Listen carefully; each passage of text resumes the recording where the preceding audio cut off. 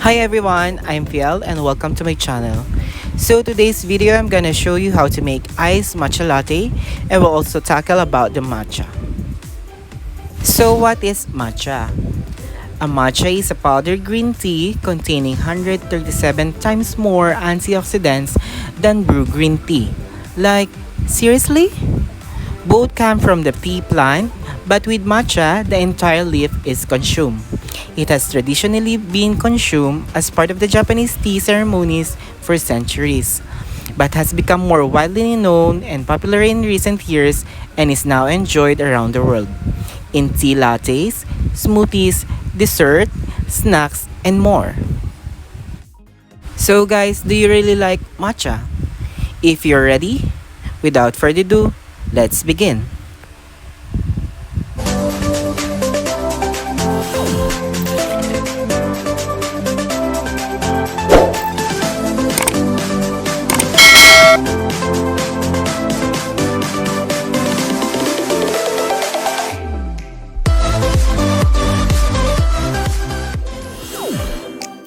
So let's start with your glass, which I use mason jar.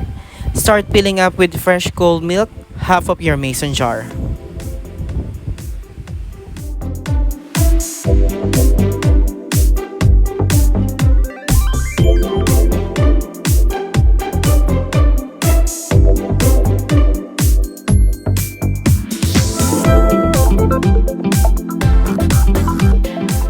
So meanwhile, I have my chopped ice ready and start putting it into your mason jar until 3/4 of the glass.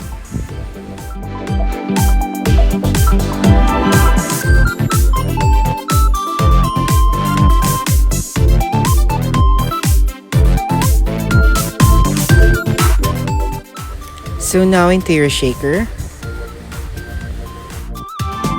Pour in your hot water, 60 ml.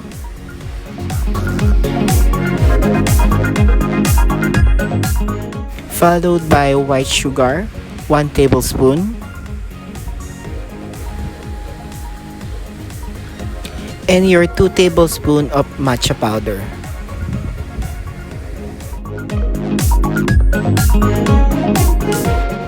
Grab your stirrer and mix it well until it's fully dissolved.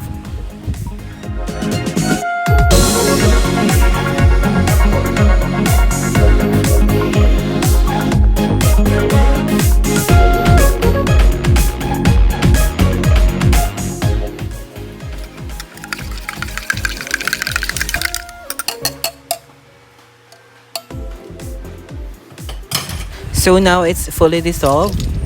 Grab some ice just to cool down the mixture.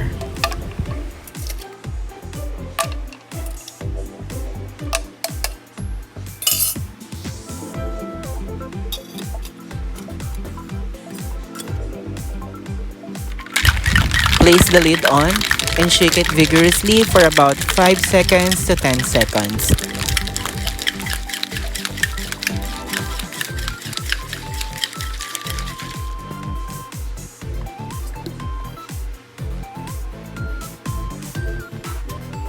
Once it cools down, pour your shaken matcha into your mason jar.